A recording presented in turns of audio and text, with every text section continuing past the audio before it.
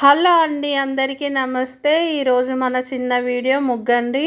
ముందుగా ఇలా గడపని గుమ్మాన్ని శుభ్రంగా కడిగి తూడ్చి ఆ తర్వాత గడప పైన ఇలా ముగ్గు వేశానండి.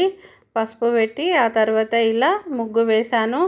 తర్వాత ఇలా కింద కూడా ఈరోజు ఇలా ముగ్గు వేయాలనిపించింది, అందుకని వేశాను.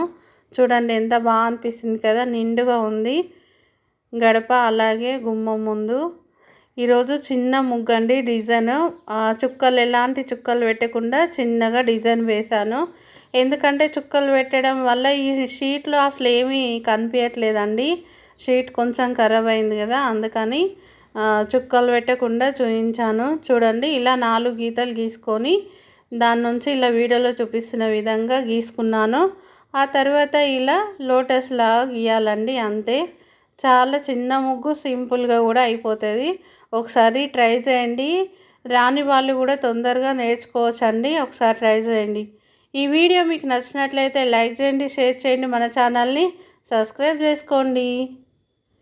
చూడండి అంతే అండి, లోటస్ లాగా వేసాను 4 వైపులా. చూసారు కదా ఎంత బాగుందో. ఇక్కడ మిగిలిన ఒక గీతని ఇలా చుక్కలాగా కలిపి ఇలా అన్నాను, అంతే అండి. ఫ్లవర్ లాగా వేసుకోవాలి. చూడండి ఇలా, అంతే అండి. చాలా చిన్న ముగ్గు అండి. దీనికి ఇంకా అవేంది కలర్స్ వేసామంటే చాలా బాగా అనిపిస్తుందండి. చూడండి ఎంత బాగుందో నిండుగా. ఈరోజు గుమ్మం బాగా అనిపిస్తుందండి నిండుగా. మీకు నచ్చితే ఒక లైక్ వేయండి.